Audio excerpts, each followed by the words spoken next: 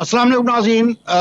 Programme uncensored with Fayaz नाइच संगत मां आहियां तव्हांजो मेज़बान फयाज़ नाइच। नाज़रीन, हिन वक़्त असां मौजूदु आहियूं अमेरिका जे दारुल हुकूमत वाशिंगटन DC में, जिते जेको आहे कल्ह तव्हां ॾिठो त अमेरिका जे अॻूणे सदर डोनाल्ड ट्रंप जे ख़िलाफ़ जेको फ़ैसिलो आयो उहो न्यूयॉर्क जी कोर्ट कयो। न्यूयॉर्क जी कोर्ट में हश मनी जे हवाले सां जेको उनजे मथां केस हुयो, उहो केस दरअसल इहो हुयो त 2016 जी चूंडुनि में जॾहिं डोनाल्ड ट्रंप ऐं हिलरी क्लिंटन जे विच में मुक़ाबलो थियो पए त उन वक़्तु ट्रंप जी कैंपेन जेका हुई उन्हनि जे पैसनि मां $1,30,000 जेका आहे हिकिड़ी अहिड़ी फिल्म स्टार पोर्नोग्राफी जी फिल्म स्टार खे ॾिना विया हुया जेका उनखे चयो वियो त इहा जेका हक़ीक़तूं आहिनि इहे अवाम जे साम्हूं न अची सघनि।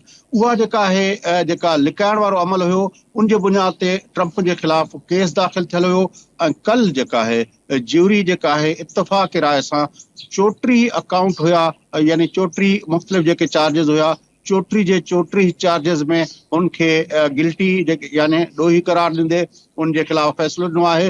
हाणे उन जी सज़ा जो जेको फ़ैसिलो आहे उहो जज जेको 11 जुलाई ते कंदो। ऐं 11 जुलाई ते तव्हांखे ॿुधाईंदा हलूं नाज़रीन त जेको आहे 4 ॾींहंनि खां पोइ जेका डेमोक्रेटिक नेशनल कन्वेंशन जेको मिलवाकी में थींदो ऐं जंहिंमें बाक़ाइदा तौर ते रिपब्लिकन पार्टी पंहिंजो उम्मीदवार नामज़द कंदी ऐं उहो ट्रंप लाइ हिन वक़्त जी जेका सूरत हाल आहे उहो चयो पियो वञे त ट्रंप उन पार्टी जो उम्मीदवार हूंदो। अमेरिका जे कानून मुताबिक़ कन्विक्शन जेका आहे उहा सदारती उम्मीदवार खे रोके नथी त हू जेको आहे चूंड न विढ़ी सघे, छाकाणि त अहिड़ो को कानून न आहे जंहिं मुताबिक़ जेकॾहिं को माण्हू कन्विक्टेड आहे त उहो इलेक्शन न विढ़ी सघे। तंहिं करे इम्कान इहो ॾेखारियो पियो वञे। हिते जेका मुंहिंजी गुफ़्तगू थी आहे मुख़्तलिफ़ जेके आहिनि पंहिंजो जेके थिंक टैंक्स आहिनि ऐं मुख़्तलिफ़ जेके साफ़ी आहिनि, जेके मुख़्तलिफ़ एक्सपर्ट आहिनि, उनजो चवणु इहो आहे त डोनाल्ड ट्रंप ई बाइडन सां पंहिंजो नवंबर 5 ते जेको आहे मुक़ाबलो कंदो।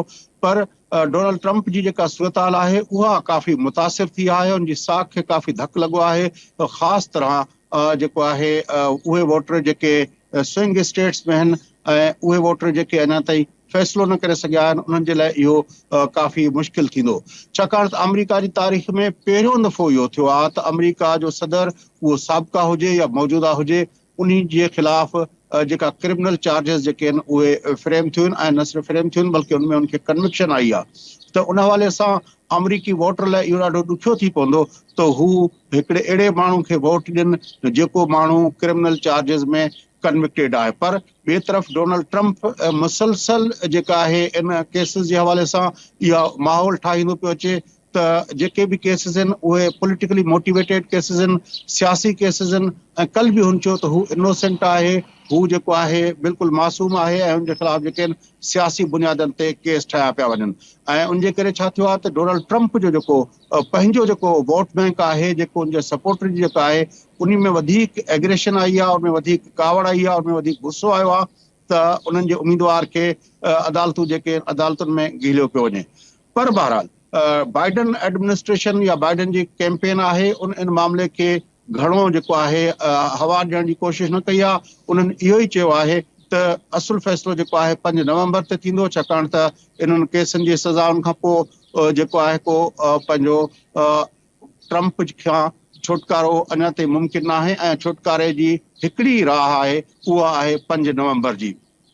पर हिते ॿी इम्पॉर्टेंट ॻाल्हि नाज़रीन सां शेयर कंदा हलूं त अमेरिका जूं चूंडूं जेके आहिनि उहे ॾाढियूं इंट्रस्टिंग चूंडूं हूंदियूं आहिनि।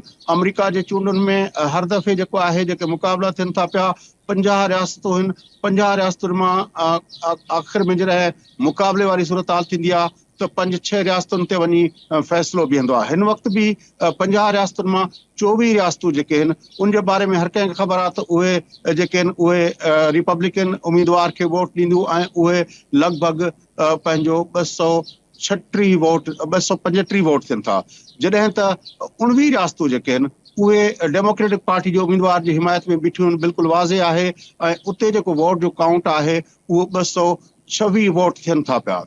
226 ऐं 235 वोट में जेकॾहिं ॾिठो वञे त कुल फ़र्क़ु जेको आहे 9 वोटनि जो आहे। 9 वोटनि में जेके क्लियर स्टेट्स आहिनि, रियासतूं आहिनि, उनमें ट्रंप 9 वोट अॻिते बीठो आहे। पर हिकिड़ियूं 6 रियासतूं आहिनि जंहिंमें मिशिगन आहे, पेंसिल्वेनिया आहे, विस्कॉन्सन आहे, नेवाडा आहे, जॉर्जिया आहे ऐं उनखां अलावा हिकिड़ी ॿी रियासत आहे जंहिंजो टोटल वोट जेको आहे उहो 77 थिए थो। उन्हनि 77 वोटनि मां जेको बि उम्मीदवार घुर्बल वोट यानी 270 ते पहुचंदो उन जे लाइ बाइडन खे 40 वोट खपनि, जॾहिं त ट्रंप खे 31 वोट खपनि 270 ते पहुचण लाइ। इहो तमामु दिलचस्प मुक़ाबिलो थींदो, छाकाणि त उन्हनि रियासतुनि मां जेके 6 रियासतूं आहिनि उहे रियासतूं आहिनि जेके लॻभॻि 6 जूं 6 ट्रंप 2016 में खटियूं हुयूं, पर जेका 2020 जी चूंड हुई उनमें उहे बाइडन खटियूं आहिनि। तंहिं करे ही हिकिड़ो दिलचस्प मुक़ाबिलो आहे ऐं हिन वक़्तु जेका सूरताल आहे उन सूरताल मुताबिक़ हाणे जॾहिं ही पंहिंजो नवंबर में कन्वेंशन थींदो रिपब्लिकन पार्टी जो ऐं अगस्त में कन्वेंशन थींदो डेमोक्रेटिक पार्टी जो, उनखां पोइ ॿई उम्मीदवार जॾहिं पार्टियुनि जा नामज़द उम्मीदवार थी वेंदा उनखां पोइ जेका कैंपेन हलंदी उहा ॾाढी दिलचस्प हूंदी। बहरहाल हिन हवाले सां गुफ़्तगू कंदासूं। असांखे साईं सोहेल सांगी साहब मुल्क जे मारूफ़ सहाफ़ी ऐं तजज़ियेनगार बि जॉइन कयो आहे। सांगी साहब तव्हांखे प्रोग्राम में भलीकार चवंदे तव्हां खां इहो पुछणु चाहींदुसि छा सूरताल आहे, कीअं था ॾिसो जेको अमेरिकन अॻूणे सदर जे बारे में जेको फ़ैसिला आया आहिनि? ॾिसो, इहो फ़ैसिलो मतिलबु त अमेरिका जी पॉलिटिक्स ते केतिरो इम्पैक्ट कंदो उहो सभ खां अहम आहे। पॉलिटिक्स ते इन माना में त भई ही जेकॾहिं सज़ा अची थी वञे को बि चूंडिजी थो वञे त पोइ छा थींदो, हिकिड़ी ॻाल्हि त इहा आहे। ॿी ॻाल्हि इहा आहे त अहिड़े क़िस्म जा जेके मुख़्तलिफ़ इल्ज़ाम आहिनि दुनिया जे ॿियनि मुल्कनि जे जेके आहिनि सदर जी एजाज साहब भी असांखे ज्वाइन किया। एजाज अहमद साहब सीनियर सहाफ़ी इस्लामाबाद में असांखे ज्वाइन करो। एजाज साहब आपको खुश आमदीद कहते हैं। किस तरह देखते हैं आप? मैं यहाँ पे वाशिंगटन डीसी से तो चीजों को देख रहा हूँ, लेकिन इस्लामाबाद में डोनाल्ड ट्रंप के खिलाफ जो फैसला आया है उसको किस तरह देखा जा रहा है? देखिए, एक तो अमरीकी निज़ाम को समझने की जरूरत है और फिर अमरीकी साइकी को समझने की जरूरत है। अमेरिका में भी अब इखलाकियात बदल रही हैं, क्योंकि मुझे याद है कि 90s में एक यूं समझिए कि एवर पॉपुलिस्ट पॉलिटिशियन आए थे माइकल कॉकस, लेकिन वो एक छोटे से इल्जाम की वजह से वो सदारती दौर से बाहर उनको होना पड़ा था।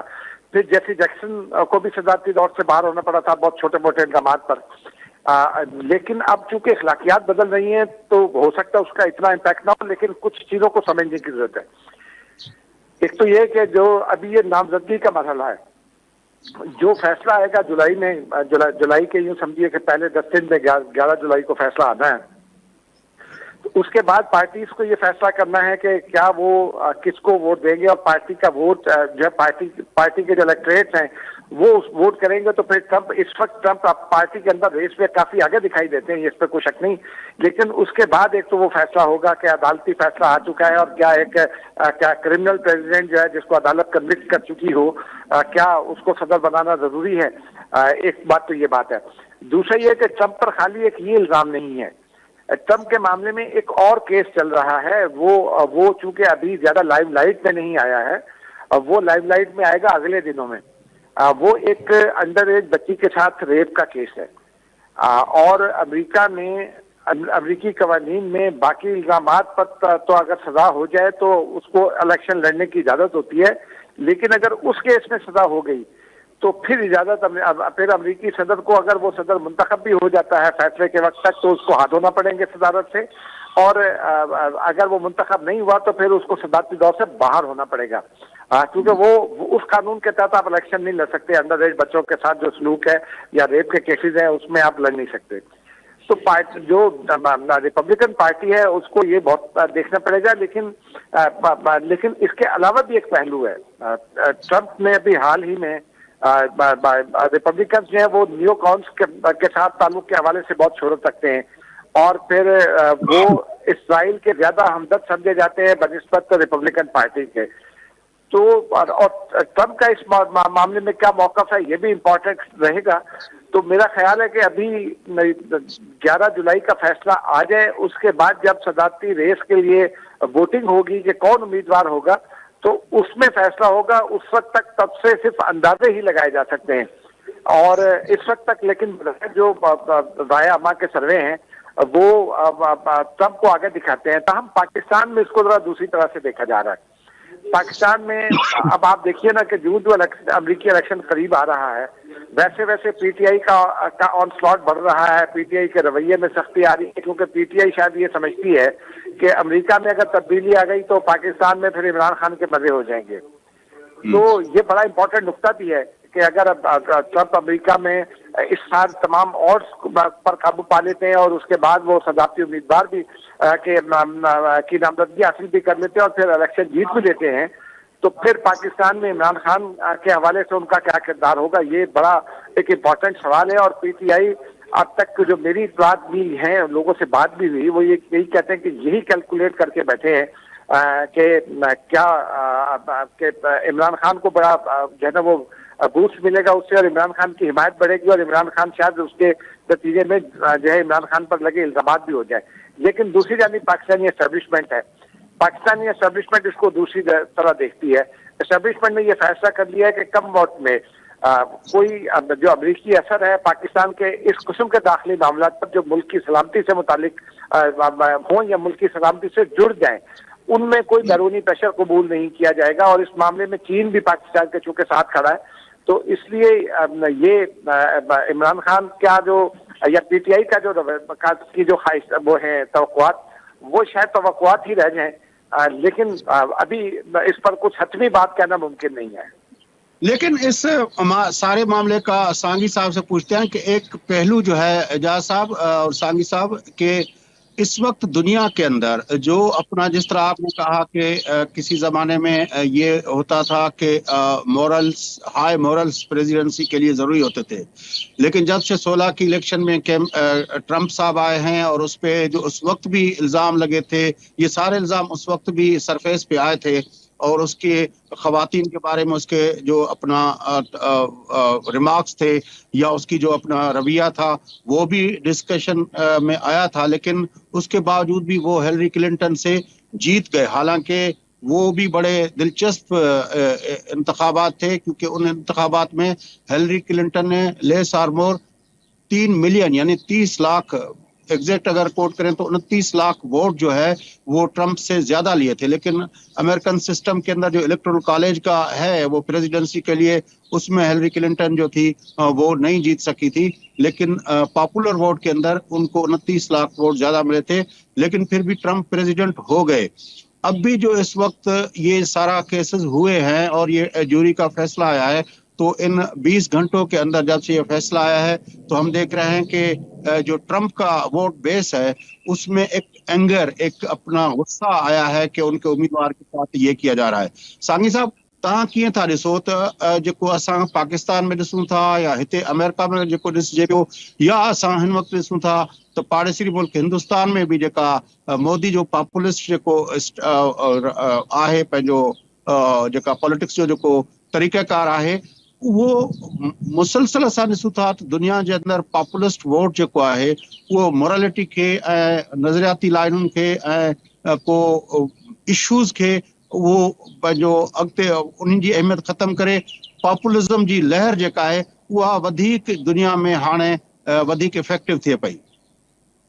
हिन में हिकिड़ी ॻाल्हि जेका आहे सा असांखे ॾिसणु खपे त अमेरिका जी तारीख़ में पहिरियों दफ़ो अहिड़े क़िस्म जो फ़ैसिलो आयो आहे जंहिंमें मतिलबु सदारती उम्मीदवार जॾहिं चूंडूं बिल्कुलु निकत टाइम ते आहिनि त ओॾी महिल जेको अहिड़नि इल्ज़ामनि हेठि आयो आहे। हिकिड़ी ॻाल्हि त इहा, ॿी ॻाल्हि इहा आहे त इहो पाण टी दुनिया में त थींदो आहे त उते जेके बि मतिलबु त मेन लीडर हूंदा आहिनि या जेके वज़ीर अज़म या सदार जा उम्मीदवार हूंदा आहिनि, उन्हनि ते मुख़्तलिफ़ क़िस्म जा एलिगेशन लॻंदा रहंदा आहिनि। उहो हिकिड़ो ख़ैर सलाह जहिड़ी ॻाल्हि सम्झी वेंदी आहे, पर अहिड़े क़िस्म जो मामिलो अमेरिका में न थियो आहे। अमेरिका में अॻे हिकिड़े ज़माने में को हाणे त हुनजा कंहिं गर्लफ्रेंड सां गॾु हुनजो बीच ते गॾु को फोटो आयो, हुन खां पोइ जेको आहे हुनखे हुनमां पंहिंजे मुक़ाबले ॿाहिरि थियणो पियो, त इलाही मामलनि में सेंसिटिव हूंदो आहे।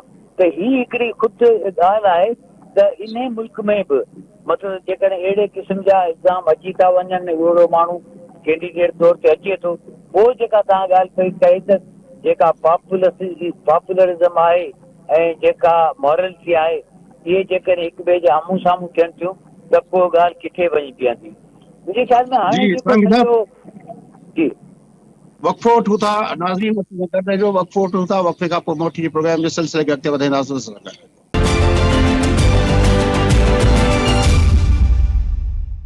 वेलकम बैक नाज़रीन, अचो प्रोग्राम जे सिलसिले खे अॻिते वधायूं। अमरीका जे दारुल हुकूमत वाशिंगटन DC मां जेको हिन वक़्तु असां मौजूदु आहियूं ऐं गुफ़्तगू हले पई अॻूणे अमरीकी सदर डोनाल्ड ट्रंप जे हवाले सां। ऐं हिन वक़्तु पाकिस्तान मां ॿ सीनियर सहाफ़ी जनाब एजाज़ अहमद साहब ऐं जनाब सोहेल सांगी साहब मूं सां गॾु मौजूदु आहिनि। गुफ़्तगू हली पए त दुनिया जे अंदरि जेका अख़लाक़ी बुनियादनि ते जेका सियासत थींदी हुई, हाई मॉरल ग्राउंड्स ते जेका सियासत थींदी हुई, उनजी जॻह ते हाणे पॉपुलिस्ट जेका पॉलिटिक्स जेका आहे उहा पंहिंजो उन स्पेस वरितो आहे। असां हिकिड़े ॾेढ ॾहाके खां वठी इहो ॾिसूं था पिया त वैल्यू बेस्ड पॉलिटिक्स ऐं नज़रियाती पॉलिटिक्स ऐं इशू बेस्ड पॉलिटिक्स जी जाइ ते पॉपुलिस्ट वेव जेका आहे उहा पंहिंजो दुनिया जे मुख़्तलिफ़ मुल्कनि में जेको आहे उन पंहिंजो स्पेस वरिता आहिनि। उहो अमरीका में बि असांखे नज़र आयो 2016 में, ऐं उनखां अलावा पाकिस्तान में PTI जे बानी जी सूरत में उहा असांखे नज़र आई, हिंदुस्तान में मोदी जी सूरत में नज़र आई। ईअं मुख़्तलिफ़ मुल्कनि में इहा शइ हले पई। सांगी साहब उन ते गुफ़्तगू करे रहिया हुआ वक़्फ़े खां पहिरें। सांगी साहब प्लीज़ तव्हां कंटिन्यू कजो। हिकिड़ो बिल्कुलु नई शइ पई थिए त जेका पॉपुलरिज़म आहे ऐं जेके अख़लाक़ी क़दुरु आहिनि या नज़रियाती त ख़ैर हाणे क़दुरु रहिया ई कोन, बिल्कुलु हिकिड़ी ॿी ॻाल्हि थी वई त इन जो हिकिड़ो पाण में हिकिड़ो अजीब जंहिंखे चइबो मुक़ाबिलो आहे। ॻाल्हि इहो मूंखे ई थो लॻे त जेके सियासी मामला आहिनि, सियासी धुरियूं आहिनि या सियासी लीडर, उहे जहिड़ो कर इररिलेवेंट आहिनि ऐं उन्हनि जे लाइ जेका इम्पोर्टेंट थिए आहे त भई इहो जेको कारोबार आहे, मशीन आहे, जेको सॼो बि आहे, इहो त केरु भलाए सघे थो। अॻियां हिकिड़ो फेस खपे ऐं उहो फेस जेको आहे सिर्फ़ु पॉपुलर हुजे ऐं उन जी के बि मतिलबु त इशू बेस्ड नज़रियाती शयूं या अख़लाक़ी शयूं या जेको जंहिंखे असां प्रोग्राम चवंदा उन जे तौर ते भली न हुजनि, हलाइण वारा ॿिया थींदा। बाक़ी अॻियां जेको फेस आहे, छाकाणि इहो पॉपुलर आहे, माण्हू हरू भरू ॿाहिरि न निकिरी अचनि, माण्हू जनरली उन जी सपोर्ट कनि, त पोइ बसि इहे जेके शयूं से हलंदियूं रहनि। त इहो जेको ट्रंप वारो जेको तजुर्बो आहे, पोइ बल्कि हिन ॻाल्हि में असां बि हिकिड़ो तजुर्बो हिते जेको PTI जी शकिल में कयो होसीं गुज़िरियल दफ़े बि ऐं हिन दफ़े बि असां हिकिड़े अजीब उन फिनामिना मां गुज़रूं पिया। त उन में मूंखे इहो थो लॻे त हिन जो रुॻो हिकिड़ो को अॻियां हिकिड़ो फेस खपे थो ऐं बाक़ी जेके मामला आहिनि उहे हलण वारा जेका बि मशीनरी आहे, मैकेनिज़म आहे, जेका पाण वटि एस्टेब्लिशमेंट आहे उते बि उहो ॿिए कंहिं नाले सां उहो थी सघे थी। त इहो बिल्कुलु हिकिड़ो जहिड़ो कर कारपोरेट सेक्टर आहे। इहो कारपोरेट दिलचस्प सेक्टर ॻाल्हि इहा आहे साईं सांगी साहब, जी साईं, जी साईं। दिलचस्प ॻाल्हि इहा आहे त हिते अमरीका जे अंदरि बि ट्रंप साहब जेके इल्ज़ाम हया हिननि केसनि जे बारे में, हुन इहो चयो आहे त इन्हनि जे पोयां डीप स्टेट आहे। इहो जेको असां वटि इस्टेब्लिशमेंट ते त इल्ज़ाम हमेशह लॻंदो रहियो आहे त उहो इलेक्शन में रिगिंग कराइनि था, पर ट्रंप साहब बि चवे थो त हीअ जेके उनजे ख़िलाफ़ केसिस वग़ैरह थियनि पिया उनजे पुठियां डीप स्टेट आहे। डीप स्टेट त पोइ त डीप स्टेट वारा उते जेके उहे त ट्रंप जा हम ई हूंदा न, छो त हीअ त बाइडन जे मुक़ाबले में वधीक वार मॉन्गरिंग कंदो ऐं इन जो जेको वधीक जेका आहे सो वेझड़ाए उन जेका आर्म इंडस्ट्री आहे उन सां रही आहे। त इहो बहरहाल चवे थो त उन जी मर्ज़ी आहे त उन ते पाण हींअर मतिलबु त ॾिसणु खपे इहा ॻाल्हि, पर इहा हिकिड़ी बिल्कुलु हिकिड़ी शइ आहे त जेके जॾहिं चवण लाइ त हींअर पाण वटि PTI जो बानी भला छा छा चवंदो हुते, पर पाण खे ख़बर जो आहे एजाज अहमद साहब, तो आप किस तरह देखते हैं ये पॉपुलिज्म और वैल्यू बेस्ड पॉलिटिक्स का जो फर्क है पूरी दुनिया के अंदर? यहाँ पे ट्रंप की सूरत में, वहाँ पे बानी PTI की सूरत में, वहाँ पे नरेंद्र मोदी की सूरत में, ये जो अपना यानी दुनिया की जो पुरानी तरीन जमहूरियत है अमेरिका, उसमें भी वही नजर आ रहा है। दुनिया की सबसे बड़ी जमहूरियत जो है हिंदुस्तान, उसमें भी वही नजर आ रहा है।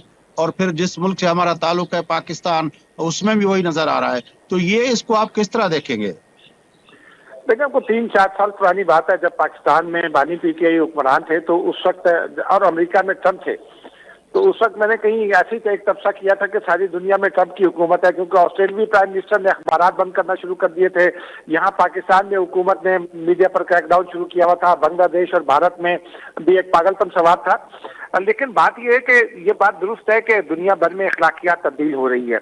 सियासत पहले नजरियात पर होती थी। अमेरिका में अभी इशू बेस्ड सियासत भी होती है और इशूज की बुनियाद पर इलेक्शन भी लड़े जाते हैं। जैसे कि इस वक्त इसराइल का गजा पर जो अटैक है वो अमेरिकी इलेक्शन में एक इम्पोर्टेंट रोल प्ले करेगा।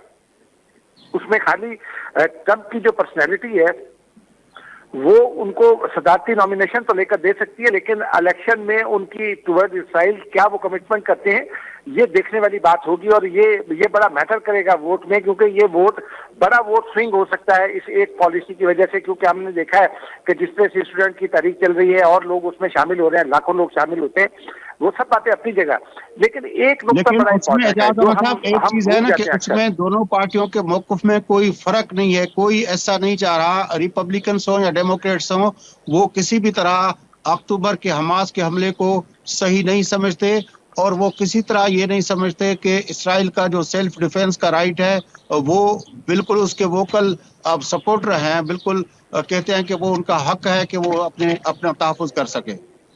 देखिए ना, इस सूरत हाल में ये जो अभी आपने नुक्ता उठाया, इस सूरत हाल में मेरी जाती राय ये है कि जो टुवर्ड इसराइल, एक तो जो दोनों पार्टियां क्या पॉलिसी क्या अनाउंस करती हैं, एक बात तो ये इम्पोर्टेंट होगी। दूसरा ये होगा कि जो नियोकॉन्स हैं, नियोकॉन्स के साथ किस पार्टी के कैसे ताल्लुकात हैं। वो नियोकॉन्स क्योंकि अमेरिकी पॉलिसी मेकिंग में भी इम्पोर्टेंट रोल प्ले करते हैं और वो इसराइल के सपोर्टर्स भी हैं, तो वो एक तो मैटर करेगा। लेकिन जो इम्पोर्टेंट बात है वो अमेरिकी अदालती निज़ाम जो है वो अमेरिका की यकजहती की बुनियाद समझा जाता है। और अमेरिका की अदालत अगर सजा दे देती है तो फिर क्या, ये इम्पोर्टेंट सवाल ये होगा कि क्या अमेरिका के लोग, जैसे यहाँ पाकिस्तान में अदालती निज़ाम पर खुद अदालतों की वजह से भी और फिर पीटीआई के का जो ऑन स्लॉट है उसकी वजह से भी अदालतों की जो रही सही इज्जत थी वो बहुत ज़्यादा मुताज़ हो गई है उनकी हैसियत। तो क्या अमेरिका भी जो है वो पाकिस्तान की तरह अदालती निज़ाम, अमेरिकी अदालती निज़ाम भी मुतनाज़ होगा, ये देखना होगा। ये मैं आपको वजाहत कर दूं एजाज अहमद साहब के ट्रंप साहब ने इल्जाम लगा दिया है, उसकी कैंपेन ने तो पहले इल्जाम लगाया था कि ये जो जज साहब हैं इसको ये केस नहीं सुनना चाहिए, इसको अलहदा हो जाना चाहिए क्योंकि ये जो है अपना बायस्ड है ट्रंप की तरफ। तो ये इस फैसले के अंदर जो जज साहब हैं उस पे ट्रंप ने और उसकी कैंपेन ने ये इल्जाम वो लगा चुके हैं। नहीं, ये बात दुरुस्त है, लेकिन आप देखिए ना कि अभी ये जिस कोर्ट से आएगा उसके खिलाफ एक अपील का राइट इनको ट्रंप को मिलेगा। और ट्रंप भी बुनियादी तौर पर तो जो ट्रंप के बारे में एक यहाँ हमारी अंडरस्टैंडिंग है वो भी यही है कि उनको भी हर कीमत पर इक़्तिदार चाहिए। जैसे पाकिस्तान में उनके इमरान खान के मुखालिफिन ये कहते हैं कि उन्हें हर कीमत पर इक़्तिदार चाहिए, ऐसे ही अमेरिका में भी उनके मुखालिफिन ये कहते हैं कि उन्हें हर कीमत पर इक़्तिदार चाहिए। और वो उस वजह से वो हर किसी को मुतराज़े बना सकते, ये कोई, और माजी में वो ये करते भी रहे हैं। लेकिन अब ये देखना होगा कि फैसला आता है उस पर अमरीकी अवाम का क्या रद्द-ए-अमल होता है और फिर अमरीकी वोटर का क्या रद्द-ए-अमल होता है। लेकिन साथ साथ फिर जब उनको अपील का राइट मिलेगा तो अपील वाले जज के बारे में ट्रंप क्या कहेंगे, ये भी बड़ा इंपॉर्टेंट नुकता होगा। क्योंकि ये तो बड़ा आसान होता है ये कह देना कि जी फलां जज अच्छा है और फलां जज अच्छा नहीं है, लेकिन जज का कंडक्ट और केस में और फिर अमेरिका और पाकिस्तानी अदालतों में एक यही बुनियादी फर्क है ना कि अमेरिकी अदालत में चाहे जज अच्छा है या बुरा, लेकिन जब तक कोई एविडेंस ना हो वो इल्जामात को इल्जामात ही समझते हैं। और अमेरिकी अदालत में 34 इल्जामात के एस्टेब्लिश करने का मतलब ये है कि जुर्म ये हुआ है। और माजी में मुझे याद है एक मरतबा ट्रंप ने एक गुफ्तगू में गैर इरादी तौर पर ये भी तस्लीम भी कर दिया था कि हाँ उन्होंने वो जो पोर्न स्टार है उसको वो पैसे भिजवाए थे, कुछ पैसे भिजवाए थे। तो ये सारी चीजें जो है, लेकिन ये डिपेंड करती है कि अब अमरीकी अखलाकियात किस तरफ रुख ले रही हैं, अमरीकी अवाम क्या सोचते हैं, अपने क्या वो ट्रंप की खातिर अपने अदालती निज़ाम को मुतनाज़ करेंगे जो अमरीकी यकजहती की बुनियादों में से एक बुनियाद समझी जाती है। ये बड़ा इंपॉर्टेंट नुकता है और ये आगे चलकर इसके बारे में कुछ इल्म हो सकेगा। अच्छा सांगी साहब, तहां कीअं था सम्झो जेका एजाज अहमद साहब चयो त पाकिस्तान में ट्रंप ऐं बाइडन एडमिनिस्ट्रेशन जे बारे में जेको मुख़्तलिफ़ शयूं आहिनि उहे ॾिठियूं पियूं वञनि त पीटीआई जे हामियुनि खे शायदि ट्रंप जे अचण मां उनखे के उमीदूं उन्हनि जूं वाबस्ता आहिनि। तव्हांजो छा ख़्यालात ही जेको हिते जेको कुझु थिए पियो उनजो छा इम्पैक्ट पवंदो पाकिस्तान जी सूरत हाल ते? ॾिसो, हिन में हिकिड़ो त इम्पैक्ट जेको हू पॉलिटिकल इम्पैक्ट इन ट्रेंड जे तौर ते पवंदो त भई जेकॾहिं अमेरिका में इन सभिनी शयुनि जे बावजूद बि ट्रंप खटे थो वञे त पोइ त हिते बि इहो ईंदो भई जेको सॼी दुनिया में पॉपुलरिज़म जी जेका वेव आहे उहा मथभरी आहे, इन करे हिननि खे उन में हिकिड़ी चइबो आहे न सरसी या मथ भराए पाड़ो, उहा हिकिड़ो हौसलो वधंदो। त हिकिड़ी त शइ उहा आहे। ॿी शइ इहा आहे त जेके ट्रम्प जो त कमकार जो ऐं शयुनि खे डील करण जो जेको तरीक़ो आहे उहो ऐं PTI चेयरमैन जो उहो हिकिड़ो इलाही सारो साॻियो मिलंदड़ जुलंदड़ आहे। त इन जे करे बि हुनखे इहा शइ वधीक जेका आहे सा हू PTI जा वधीक साहब हिकिड़ो वक़फ़ो वठूं था नाज़रीन, वठूं था वक़फ़ो, वापसि अची प्रोग्राम जे सिलसिले खे अॻिते वधायूं था सां गॾु।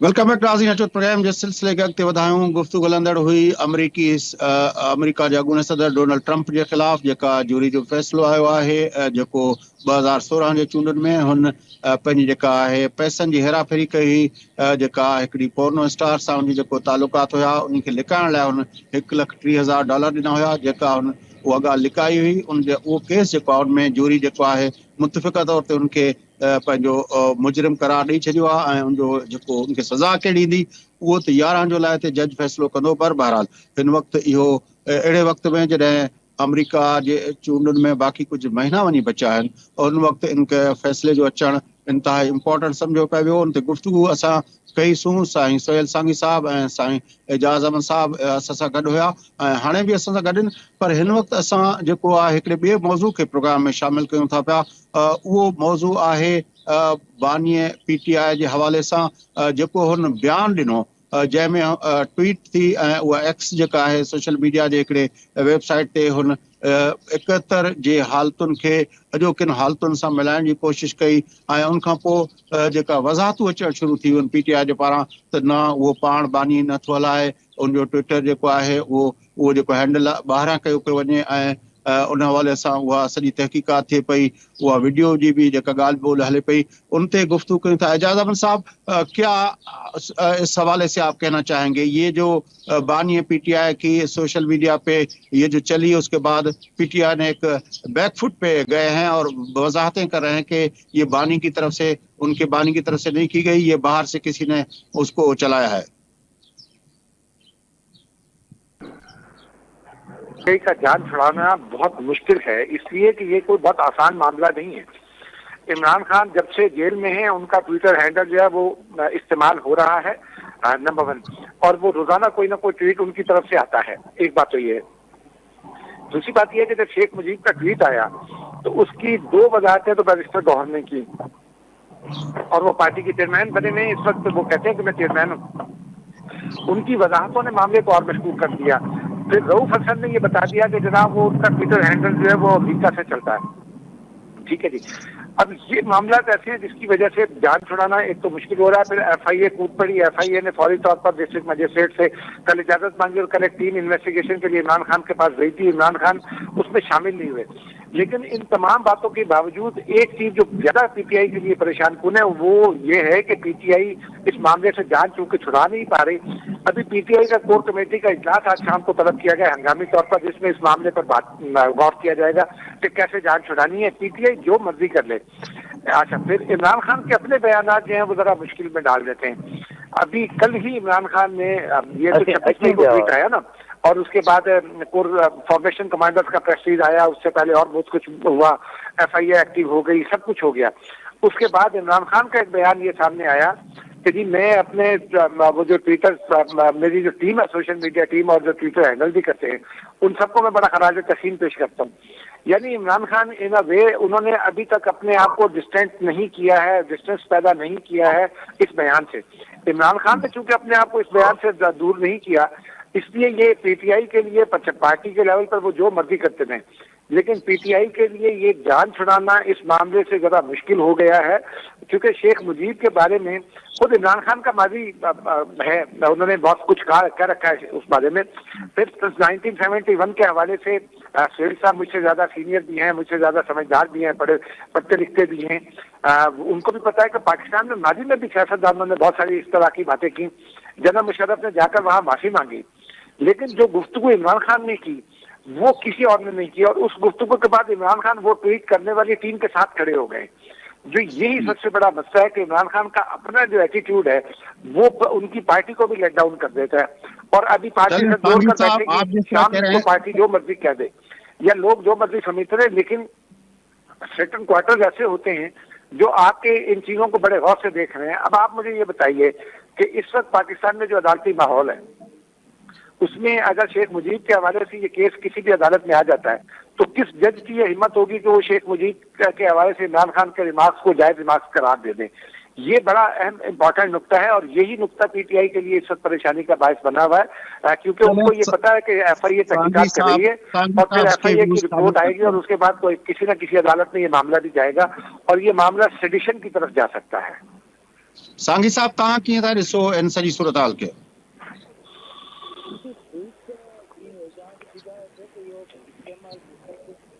हेलो हेलो जी सांघी साहब, ही जेको पीटीआई जे बानी जे ट्वीट वारो मामलो आहे। हाँ, त ट्वीट जेको हिन जो आहे इहो हैंडल त यूज़ थींदो रहियो आहे, हिन खां अॻु में बि थींदो रहियो आहे, ऐं इहा ॾाढी अजीब ॻाल्हि आहे त भई जेल में हूंदे एॾियूं सीरियस चार्जिस आहिनि, इहो सभु कुझु आहे, उन बावजूद बि मतिलबु त इहो सॼो उन सां माण्हू सॼो पंहिंजी सियासत उतां हलाए पियो, इहो त हिकिड़ो अजीब ॻाल्हि आहे। बाक़ी हुन में जेको हुन खे मिलायो थो वञे त भई ईस्ट पाकिस्तान सां ऐं वेस्ट पाकिस्तान सां, इहो त बिल्कुलु हिकिड़ी अजीब ॻाल्हि आहे न, छाकाणि जो उते त जेका बंगाल जी जेका जिदोजहद हुई उहा त यकी जिदोजहद हुई जेका उन्हनि 50 वारे ॾांहुं शुरू खां वठी जेका शुरू कई हुई ऐं मुसलसिल उन में पंहिंजा मुतालबा रखंदा पिया, पोइ इलेक्शन खटियो, पोइ उहो सॼो मामिलो थियो, पोइ इहो जुगतू फिल्म ठहियो, उहो सॼो त उहो त हिकिड़ो बिल्कुलु हिकिड़ो अलॻि बयानु आहे न, अलॻि किसो आहे न। हिन जो जेको पीटीआई चेयरमैन जो जेको मामलो आहे उहो त सिर्फ़ु हिकिड़े कंहिं हिकु ॿिनि असांजी जेके हुन अस्करी क़यादत जे मामले उन ते आहे न, त इन करे हिनखे त कंहिं तरीक़े सां भेटे नथो सघे। पर हिकिड़ी ॻाल्हि त असांखे सम्झ में अचे थी न त हे जेको आहे उन वक़्तु बि जेका बंगाल जे अंदरि जेको ओभर पाकिस्तान जे अंदरि जेको सॼो मामिलो थियो, उनमें वॾो अहम मामिलो इहो हुयो त मुसलसल जेको आहे फ़ौजी हुकुमरानी हुई जनरल अयूब जी, उनखां पोइ जनरल याहिया जी हुकुमरानी थी, त उहो बि सिविलियन ऐं अवामी क़ुवत वर्सिस जेको आहे पंहिंजो असांजो जेको आहे उन वक़्तु जेका अस्करी क़यादत हुई उन्हनि जो थियो। हिन वक़्तु बि बानी पीटीआई इहो तासुर ॾियनि पिया त हुनजे ख़िलाफ़ ऐं बाक़ाइदा हू जेको आहे न सिर्फ़ु मौजूदा क़यादत खे बि जेका असांजी अस्करी क़यादत आहे उन जा बि बारे में बि हुनजे जेके बयान अची चुका आहिनि, उनखां पहिरियों जेको आहे जेका गुज़िरियल क़यादत हुई बाजवा साहब जे बारे में, त हू त मुसलसल इन पाण खे ईअं पिया फ्रेम कनि त हू जेका अवाम जा नुमाइंदा आहिनि ऐं हुनजी रस्ता रोक जेका आहे उहा असांजी अस्करी क़यादत पई करे। मिलाईंदा वतन उहो त केरु कई स्कीम मिलाए सघे थो। असुल ॻाल्हि आहे त उन्हनि जो जेका डिमांड्स हुया उहे हिकिड़ी ठोस डिमांड्स हुया। उन्हनि स्पेसिफिकली जेके शयूं पंहिंजे ईस्ट पाकिस्तान जे लाइ बंगाल पंहिंजे लाइ जेके घुरियूं पए उहे बिल्कुलु डिफरेंट हुयूं। त ही इन जो त स्पेसिफिकली हू त ठीकु आहे, बज़ाहिर इहो लॻे थो, पर इन पोयां ॿी का डिमांड कोन्हे, ॿी का पॉपुलर डिमांड कोन्हे, उन में के पॉलिटिकल इकोनॉमिक सोशल प्रोग्राम कोन्हे। उते त अवामी लीग वटि हिकिड़ो पंहिंजो हिकिड़ो मुकमिल प्रोग्राम हुयो न, उन प्रोग्राम जे बुनियाद ते हू पिया कनि। हीअ त सिर्फ़ु स्लोगन थिया, हिकिड़े नैरेटिव थिया न, त हिते प्रोग्राम जी पॉलिटिक्स ऐं नैरेटिव जी पॉलिटिक्स में वॾो फ़र्क़ु हूंदो आहे। इन करे आउं नथो सम्झां त कंहिं तरीक़े सां हिन ॿिन्ही खे भेटे सघिजे थो। तव्हांजी वॾी महिरबानी एजाज़ अहमद साहब, आपकी बड़ी मेहरबानी। नाज़रीन, गुफ्तगू तव्हां ॿुधी, इन सां गॾु प्रोग्राम जो वक़्तु पूरो थिए थो। पंहिंजो मेज़बान फयाज़ नशीद इजाज़त सदाईं गॾु।